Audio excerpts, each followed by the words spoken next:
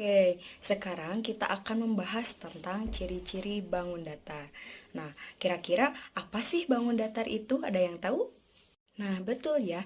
Jadi, bangun datar itu merupakan sebuah bangun yang berbentuk datar yang dibatasi oleh garis-garis lurus atau garis lengkung. Nah, pada hari ini kita akan membahas tentang segi banyak. Nah, segi banyak ini merupakan bangun datar tertutup yang dibentuk oleh garis-garis lurus yang saling berhubungan. Jadi, dapat disimpulkan bahwa ciri-ciri dari segi banyak itu adalah dibatasi oleh garis atau sisi, lalu memiliki daerah yang tertutup, serta sisinya berupa garis lurus. Nah, sekarang coba amati gambar berikut ini. Oke, yang pertama ada gambar papan tulis. Apakah papan tulis ini termasuk ke dalam segi banyak? Oke, kita bisa lihat ya bahwa papan tulis ini sisinya berupa garis lurus. Nah, dan dalam papan tulis ini termasuk daerah yang tertutup. Jadi bisa dikatakan bahwa papan tulis itu adalah merupakan segi banyak. Lalu yang kedua ada gambar hati. Oke. Gambar hati ini bisa kita lihat bahwa itu merupakan garis lengkung, bukan garis lurus. Jadi dari sana juga kita bakal tahu kalau hati itu bukan termasuk segi banyak. Lalu selanjutnya ada gambar baut atau mur. Nah, mur ini juga bisa kita lihat bahwa sisinya merupakan garis lurus dan merupakan daerah yang tertutup. Jadi bisa dikatakan mur ini merupakan segi banyak ya, termasuk segi banyak. Lalu yang terakhir ada anting-anting. Nah, bisa kita lihat bentuk anting-anting ini merupakan bentuk lengkung. Dari bentuk lengkungnya saja bisa kita katakan bahwa ini tidak termasuk segi banyak, bahwa ini tidak termasuk segi banyak. Selain itu, daerahnya juga tidak. Selanjutnya adalah macam-macam segi banyak. Nah, segi banyak ini terbagi ke dalam dua, yaitu ada yang beraturan dan ada juga yang tidak beraturan. Nah, ciri-ciri dari segi banyak yang beraturan adalah yang pertama, besar sudut-sudut dari segi banyak ini adalah sama. Lalu, panjangnya sisi-sisi segi banyak beraturan ini sama juga. Kemudian, segi banyak beraturan mempunyai simetri lipat yang sama dengan jumlah sudutnya. Kemudian, segi banyak beraturan mempunyai simetri putar yang sama dengan jumlah sudutnya. Nah, bisa kita lihat ya, contoh-contoh dari segi banyak beraturan. Yang pertama ada segitiga sama sisi, yaitu ada persegi, ada segi 5, ada segi 6, dan ada segi 8 gitu.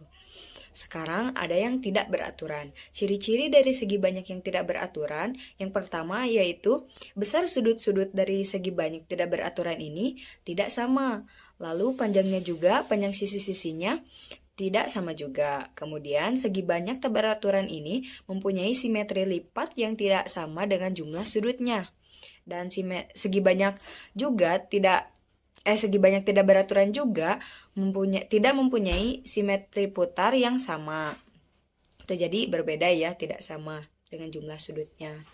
Nah, pada hari ini kita akan membahas segi banyak, yaitu tentang segitiga dan segi empat. Oke, segitiga. Segitiga adalah bangun datar yang memiliki ciri-ciri sebagai berikut. Yang pertama, memiliki 3 sisi, yaitu sisi segitiga bisa kita lihat ya, yaitu garis lurusnya. Contohnya yang AB dan CB lalu BA.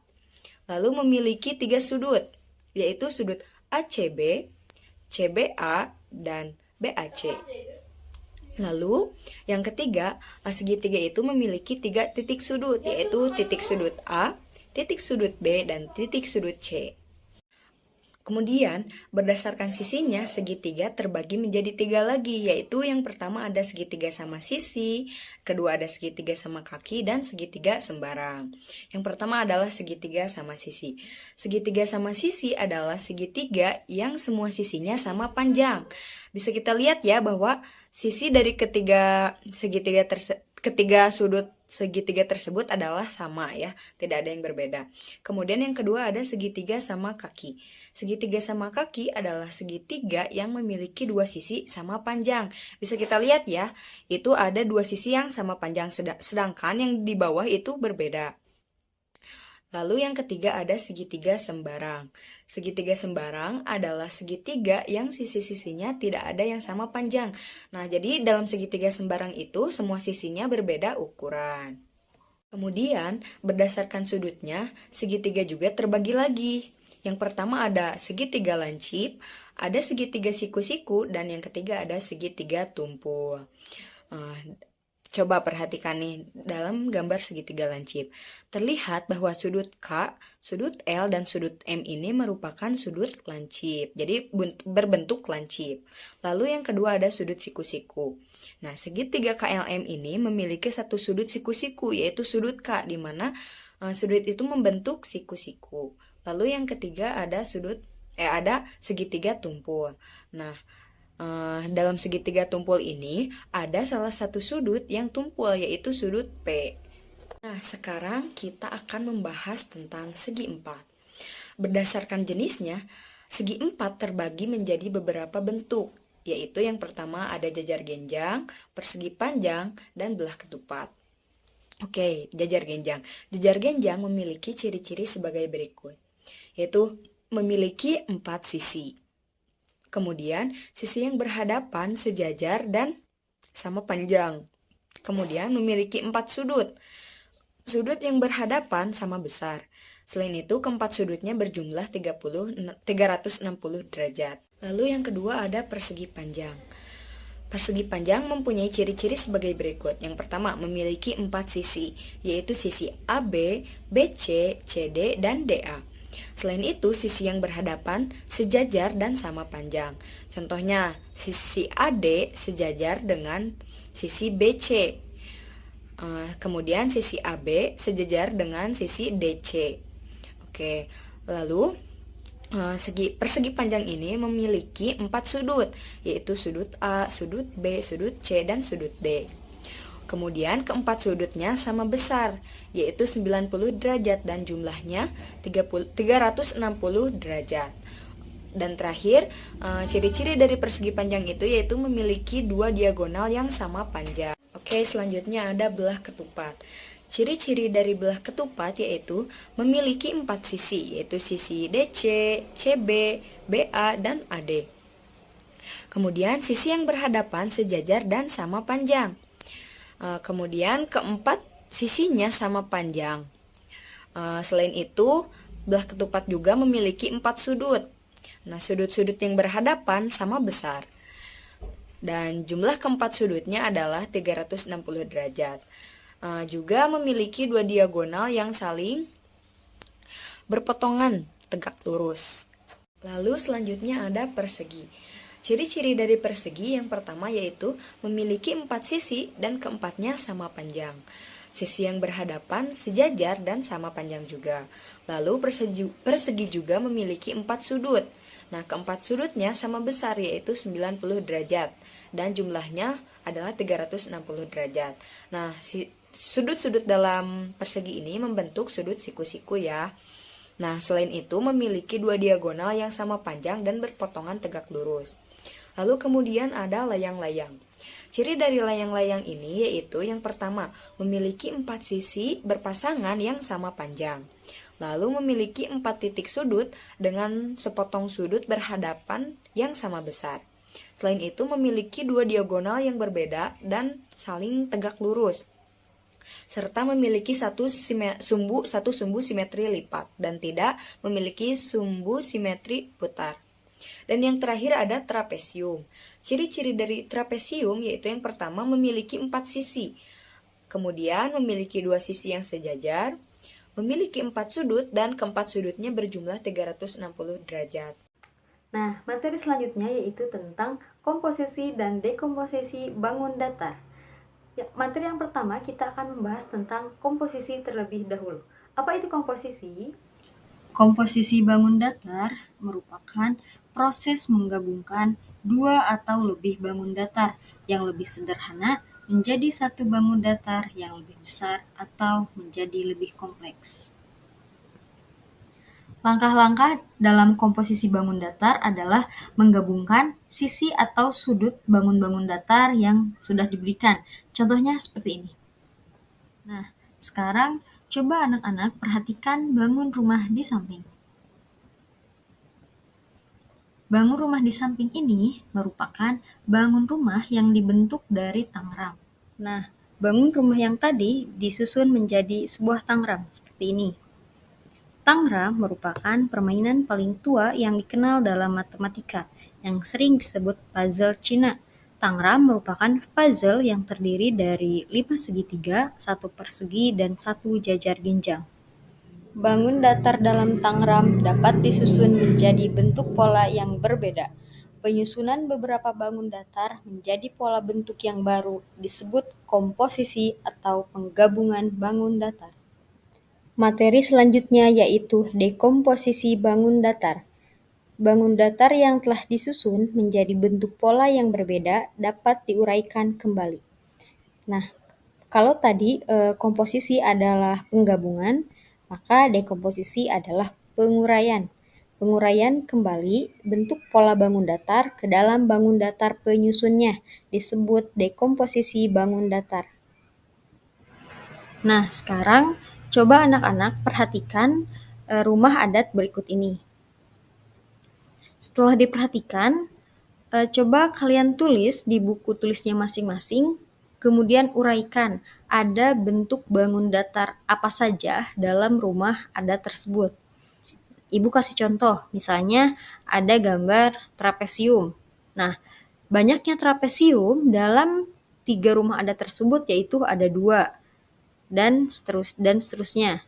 Nah, silakan anak-anak untuk uraikan ada bangun datar apa saja dalam rumah adat tersebut. Jadi, kesimpulan dari materi kali ini yaitu komposisi merupakan penggabungan dan dekomposisi merupakan penguraian. Demikianlah materi tentang komposisi dan dekomposisi bangun datar.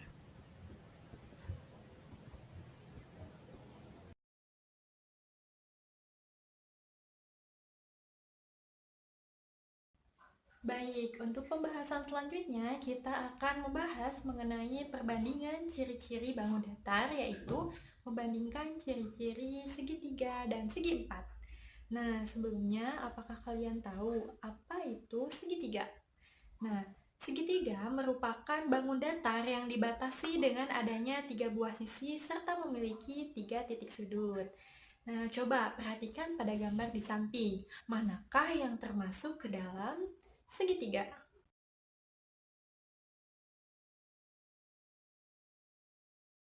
Dari hasil pengamatan, manakah yang termasuk ke dalam segitiga? Nah, yang diberi lingkaran ini merupakan ciri-ciri dari segitiga atau contoh dari segitiga. Kenapa demikian? Karena gambar-gambar di samping merupakan gambar yang memiliki ciri-ciri dari segitiga, yaitu memiliki 3 buah sisi serta 3 titik sudut. Nah, dari sini kita bisa memahami ya bahwa segitiga itu ialah bangun datar yang memiliki 3 buah sisi serta memiliki 3 titik sudut. Selanjutnya, marilah kita membandingkan ciri-ciri segitiga berdasarkan dengan besar sudutnya. Yang pertama ada segitiga lancip. Segitiga lancip merupakan segitiga yang memiliki 3 sudut lancip serta ukuran derajatnya ialah kurang dari 90 derajat. Yang selanjutnya ialah segitiga tumpul, merupakan segitiga yang memiliki 1 sudut tumpul dan besaran sudutnya atau ukuran sudutnya yaitu melebihi dari 90 derajat. Dan yang selanjutnya ialah segitiga siku-siku, yang dimana setiap sudutnya memiliki ukuran bentuk siku-siku, yaitu dengan besaran derajat sebesar 90 derajat. Baik, setelah kita mengenal perbandingan segitiga berdasarkan besaran sudutnya, kali ini kita akan mengenal beragam macam dari segitiga itu sendiri. Yang pertama ialah segitiga sama sisi.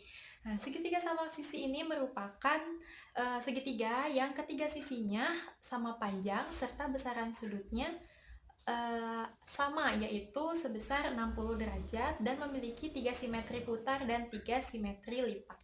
Yang selanjutnya ialah segitiga sama kaki, yaitu segitiga yang memiliki 2 sisi sama panjang, khususnya pada sisi yang saling berhadapan, serta memiliki sumbu simetris.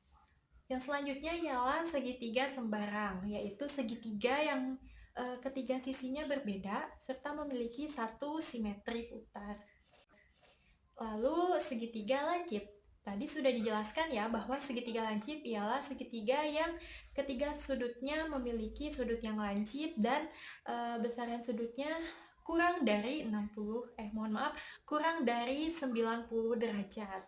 Lalu segitiga tumpul yaitu segitiga yang memiliki satu sudut tumpul, dan segitiga siku-siku merupakan segitiga yang setiap sudutnya memiliki sudut siku-siku yaitu sebesar 90 derajat. Baik, beralih pada pembahasan selanjutnya yaitu membandingkan ciri-ciri dari segi empat. Tahukah kalian apa itu segi empat? Nah, segi empat ini merupakan bangun datar yang memiliki 4 sisi, 4 sudut, serta 4 titik. Nah, boleh kalian mengamati gambar yang ada di samping ini, manakah yang termasuk ke dalam segi empat? Nah, silakan diamati terlebih dahulu.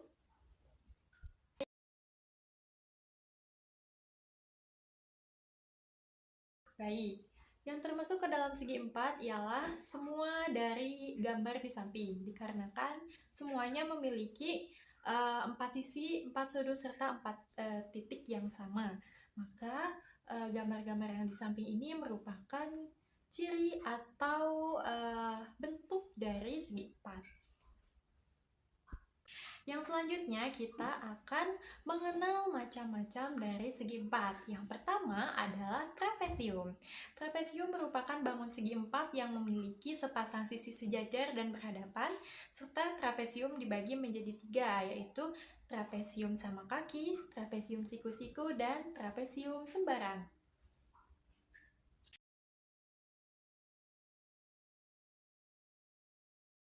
Yang selanjutnya ada jajar genjang. Nah, kita mengenal terlebih dahulu ya ciri-ciri dari jajar genjang itu sendiri. Yang pertama, memiliki dua pasang sisi yang sejajar dan sama panjang. Yang selanjutnya ialah memiliki 2 pasang sudut yang sama besar, lalu sudut-sudut yang bersebelahan saling melengkapi, diagonal-diagonalnya pun saling membagi 2. Yang selanjutnya ada persegi panjang. Ciri-ciri persegi panjang diantaranya ialah memiliki 4 sisi dengan 2 sisi yang saling berhadapan, memiliki 4 sudut siku-siku yang sama besar ya, yaitu sebesar 90 derajat, lalu memiliki diagonal-diagonal yang sama panjang dan berpotongan dan saling membagi 2, yaitu sama panjang ya ketika dibagi 2. Lalu memiliki 2 simetri putar dan memiliki 2 simetri lipat serta memiliki 2 sumbu simetris. Nah, dari sini kita dapat membandingkan